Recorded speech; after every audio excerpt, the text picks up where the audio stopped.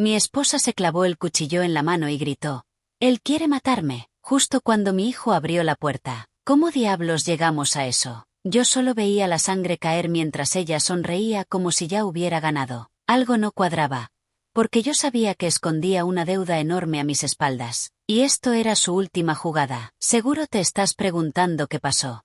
Todo comenzó cuando... ¿Desde dónde nos estás viendo hoy? Déjanos tu ubicación en los comentarios y dale like y suscríbete al canal. Me llamo Marcela Ruiz. Tengo 56 años y vivo en Guadalajara. Hasta hace poco pensaba que mi vida, aunque llena de heridas pasadas, por fin se había estabilizado. Tenía a mi esposa, Lucía, una mujer 10 años menor que yo, carismática, impulsiva, y con esa sonrisa que podía convencer a cualquiera. Y tenía a mi hijo, Mateo, de 28 años, fruto de mi primer matrimonio. Éramos una familia que, al menos de lejos, parecía funcional. Pero todo eso empezó a resquebrajarse en abril de 2023, cuando el dinero comenzó a desaparecer. La primera señal fue pequeña: 20,000 pesos que faltaban de mi cuenta de ahorros. No le di demasiada importancia. Pensé que quizá yo misma había pagado alguna factura y olvidado registrarlo. Mi memoria no es perfecta y estaba atravesando semanas complicadas en el trabajo. Pero cuando me senté a revisar el estado de cuenta, encontré dos retiros más: 12,800 pesos y 15,500 pesos, ambos hechos en un cajero cercano a la oficina de Lucía. Esa noche la enfrenté directamente. «Lucía, ¿tú hiciste estos retiros?», le pregunté, mostrando el estado de cuenta. Ella apenas levantó la vista del celular. «¿Qué retiros?». «No, claro que no. ¿Por qué haría eso?». Su respuesta fue firme, pero sus manos temblaban ligeramente. La conozco demasiado bien. Ese temblor no era frío ni cansancio, era culpa, o miedo. No supe distinguirlo ese día. «Es que todo apunta a ti», insistí. «El cajero está justo frente a tu oficina». Ella soltó una risa forzada. «Ay, Marcela, por favor, eso no prueba nada. Además, ¿crees que si fuera a robarte lo haría así de obvio?». No supe qué contestar. Su lógica parecía tener sentido, pero algo en su tono me hizo sentir como si yo fuera la acusada. Maté la conversación para no pelear. Mateo llegó a cenar con nosotros esa noche, y no quise preocuparlo. Pero mientras lo escuchaba hablar de su trabajo y sus planes, Lucía y yo manteníamos un silencio que pesaba más que cualquier palabra. Los problemas crecieron rápidamente. A la semana siguiente fui al banco para pedir una copia de mis movimientos. Ahí descubrí un retiro de 50,000 pesos hecho 2 días antes. Uno que yo no había autorizado. Sentí un nudo en el estómago. Ya no podía justificarlo como un olvido mío. Alguien me estaba robando. Y ese alguien tenía acceso a mi cartera y mis tarjetas. Cuando regresé a casa, encontré a Lucía revisando mis cajones.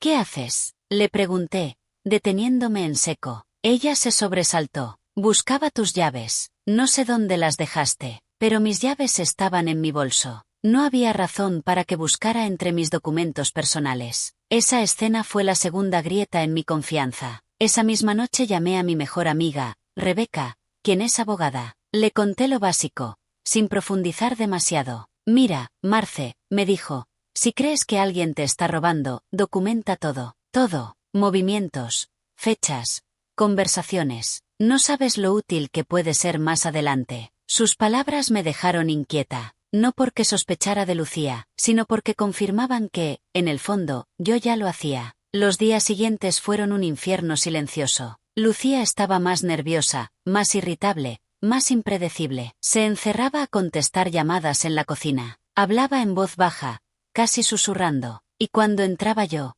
colgaba rápido. Un día, mientras ella se bañaba, su celular vibró. En la pantalla apareció un mensaje: «Tranquila, lo del préstamo lo resolvemos si consigues el dinero antes del 10».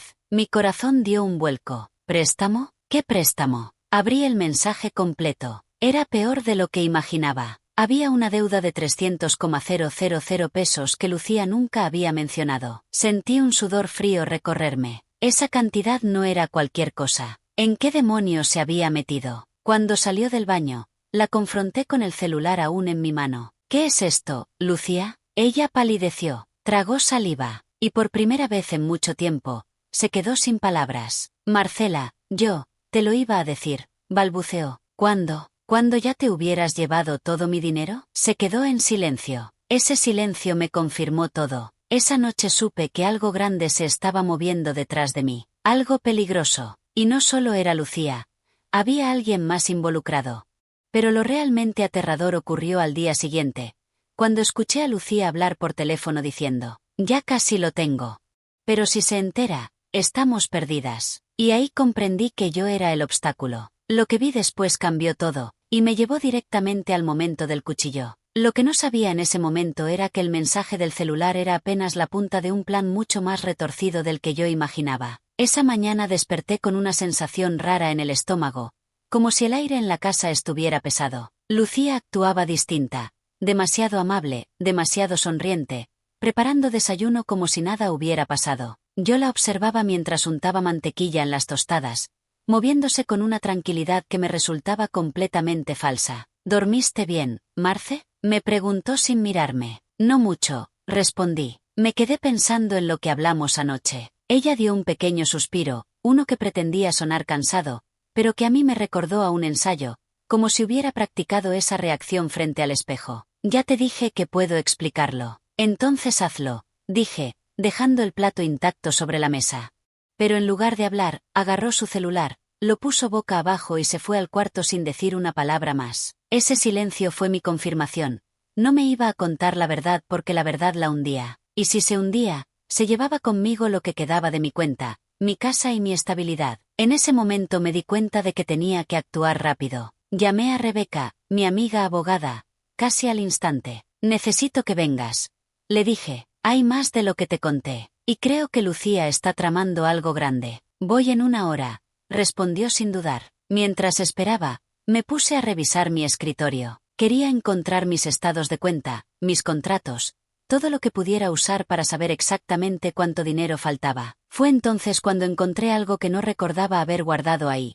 Un recibo de préstamo a nombre de Lucía, fechado el 3 de abril de 2023, por 300,000 pesos, con un interés absurdo. El papel estaba doblado, como si alguien lo hubiera dejado caer ahí sin querer, o adrede. «Si consigues el dinero antes del 10». Ese mensaje había dicho eso. Y faltaban solo 5 días. Mi corazón empezó a golpearme el pecho. «¿Qué demonios hiciste, Lucía?», susurré para mí misma. Cuando Rebeca llegó, le di todo: capturas de pantalla, estados de cuenta, el recibo. «Esto es grave, Marce», me dijo mientras revisaba cada documento. «Y no es solo una deuda. Alguien la está presionando. Mira la firma del prestamista. Estos tipos no son bancos, son prestamistas ilegales. Gente peligrosa». Sentí un escalofrío, pero lo que más me heló fue cuando Rebeca añadió: «Y si Lucía no paga, no te van a buscar a ti por accidente. Lo harán porque saben que ella vive con alguien que sí tiene dinero». En ese momento me di cuenta de que no solo estaba siendo robada, estaba siendo usada como escudo. Decidimos intentar algo simple y directo. Le dije a Rebeca: «Voy a hacer que hable. Hoy mismo». Rebeca asintió. «Graba la conversación. Todo. Si esto termina en demanda o algo peor, lo vamos a necesitar». A la hora de la comida, esperé a que Mateo se fuera de casa. No quería meterlo en esta guerra, y enfrenté a Lucía en la sala. Ella estaba acomodando su bolsa, lista para salir. «¿Vas a reunirte con el que te prestó los 300.000? Le solté sin rodeos. Ella se quedó inmóvil. Su rostro cambió por completo. «No sé de qué hablas». «Ya basta, Lucía. Tengo el recibo. Y tengo los mensajes». Su respiración se aceleró. Caminó hacia mí con las manos levantadas, como si intentara calmarme. «Marcela, por favor, no entiendes. Yo iba a pagarlo. Solo necesitaba un poco de tiempo». «¿Tiempo? ¿Por eso te llevaste mis ahorros? ¿Por eso hiciste esos retiros a mis espaldas?». Ella apretó los dientes. «Es que, yo tenía una oportunidad, una inversión. Me prometieron que iba a duplicar el dinero». «¿Quién te prometió eso?». Ahí lo vi. Ese pequeño microgesto que ella siempre hacía cuando mentía. Un parpadeo rápido, como un tic nervioso. «Una amiga», respondió finalmente. «¿Cuál amiga? Dime su nombre». «Eso no importa», replicó. Y fue la primera vez que su voz cambió a ese tono frío, defensivo, casi amenazante. Lucía agarró su bolsa y se dirigió hacia la puerta. «No voy a discutir esto contigo. No vas a ningún lado», le dije, poniéndome enfrente. Ella sonrió de forma extraña. «¿Y qué vas a hacer? ¿Encerrarme?». «No, Lucía, pero ya no voy a dejar que me uses». «¿Usarte?». Rió. Pero esa risa no tenía nada de humor. Marce, tú no entiendes. Si no consigo el dinero antes del 10, nos van a destruir a las 2. Su confesión me golpeó como un balde de agua helada. ¿Cómo que a las 2? ¿Qué hiciste? Pregunté. Lucía retrocedió un paso. Su mirada se llenó de pánico, pero también de algo más oscuro. Marcela, te juro que no quería que te enteraras así. ¿Enterarme de qué? Ella abrió la boca para hablar, pero en ese momento su celular empezó a vibrar. Lo sacó, vio el nombre en pantalla y se puso blanca. No contestes, le dije. Lucía negó con la cabeza. Si no contesto, vendrán. ¿Quiénes? Lucía tragó saliva. Marce, alguien te culpó de algo, y no fui yo. Y entonces lo dijo. Fue Mateo. El mundo se me desmoronó de golpe. Pero lo que escuché al contestar ese teléfono fue todavía peor. Lo que no sabía mientras veía a Lucía temblar frente a mí era que esa llamada no solo iba a confirmar mis sospechas, iba a abrir un agujero que llevaba meses formándose detrás de mi espalda. Cuando tomó el teléfono, no la dejé alejarse. Activé el grabador de voz en mi celular y mantuve la mirada fija en ella. Su respiración era tan rápida que pensé que se iba a desmayar. Sí, contestó con un hilo de voz. Una voz masculina, ronca, seca, respondió.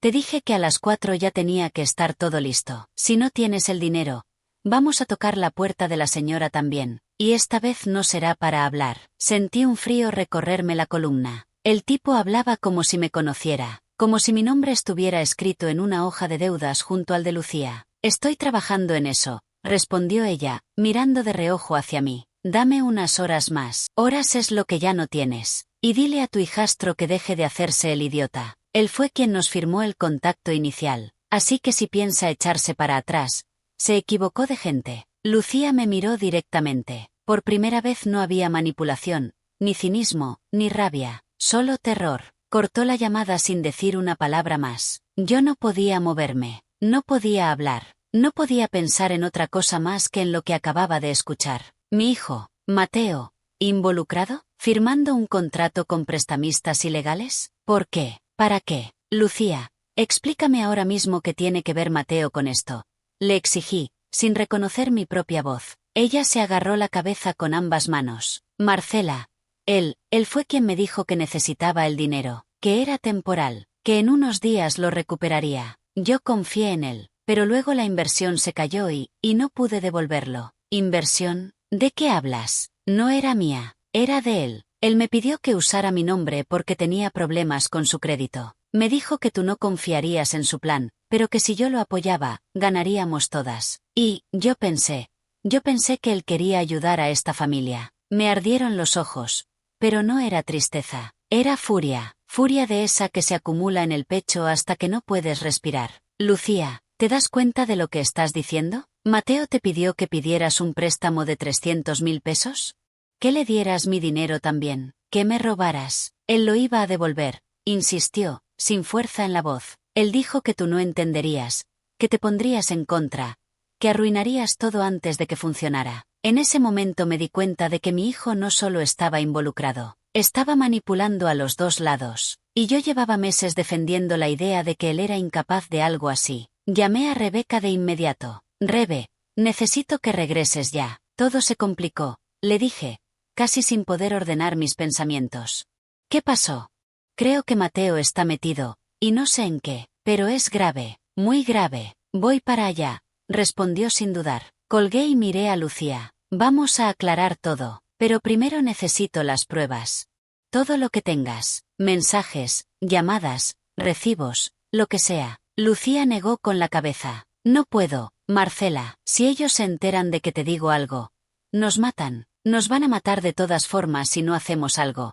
Respondí, más firme de lo que esperaba. Dame tu teléfono. Ella lo apretó contra su pecho, pero después de unos segundos lo soltó. Lo tomó con manos temblorosas y me lo entregó. Yo revisé sus chats, sus audios, sus notas de voz. Ahí estaba todo. Las conversaciones con los prestamistas, las amenazas, las fechas, la evidencia de que alguien más, alguien registrado como M, había sido el puente inicial. Sentí un golpe duro en el estómago cuando encontré el primer mensaje enviado por ese número. Dile que es una oportunidad. Mi mamá no puede enterarse todavía. Era la letra de mi hijo. No necesitaba más confirmación. Cuando Rebeca llegó, se sentó con nosotros a revisar todo. Ella no exagera, nunca, pero esa tarde la vi palidecer. Esto no fue un accidente, no fue un error. Aquí hay algo armado, algo grande, nos dijo, y alguien está usando a Lucía como carnada, y a ti como garantía. Las palabras me retumbaron en la cabeza. ¿Garantía de qué?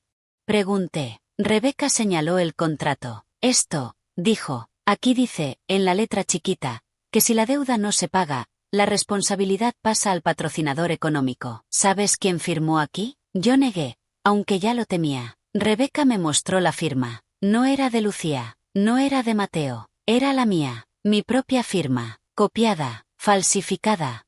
Te usaron para asegurar el pago, explicó Rebeca. Lucía fue la fachada, Mateo el contacto, y tú el respaldo sin saberlo. La casa empezó a darme vueltas, pero lo que no sabía era que ese contrato tenía una segunda página, y que esa segunda página contenía un nombre que jamás habría imaginado, un nombre que cambiaría por completo la historia, y que al leerlo, supe que alguien más en mi familia estaba metido, y que todavía no tenía idea de hasta dónde llegaba la traición. La verdad me golpeó como un martillazo. Mi propia firma falsificada en un contrato ilegal, Lucía atrapada entre el miedo y la culpa, y Mateo, mi hijo, involucrado en algo que podía destruirnos a todos. Mi primera reacción fue de pánico, pero enseguida cambió a estrategia. No podía permitir que nos hundieran sin pelear. Llamé a Rebeca y le dije, tenemos que actuar ya. Necesito que traigas a alguien que pueda seguir el rastro de estos tipos. No podemos solo esperar. En menos de una hora, Diego, un investigador privado amigo de Rebeca, llegó con su maletín lleno de carpetas y un par de grabadoras. Lo primero que hicimos fue repasar cada mensaje, cada audio, cada recibo. La red se empezaba a dibujar, prestamistas ilegales, cómplices de Lucía, y lo que era peor, Mateo y alguien más dentro de la familia. Lo que no sabía, me dijo Diego mientras revisábamos un correo electrónico, es que este tipo de mafia siempre tiene una pieza de respaldo, alguien que asegura que no vas a escapar de la deuda. Y ese alguien es muy listo.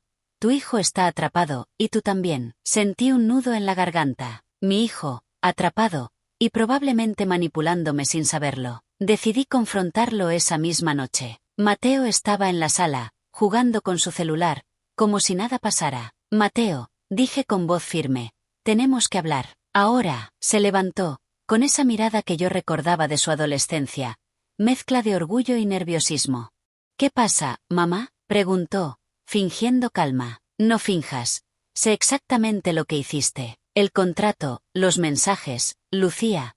Todo. Su rostro se endureció. No entiendes, mamá. Solo trataba de ayudar. ¿Ayudar? Reí con amargura. ¿Robarme y falsificar mi firma es ayudar? Ella, dijo señalando a Lucía, dijo que todo estaba bajo control. Yo confié. ¿Confiar? Mateo, nos estamos metiendo en problemas graves. Exploté.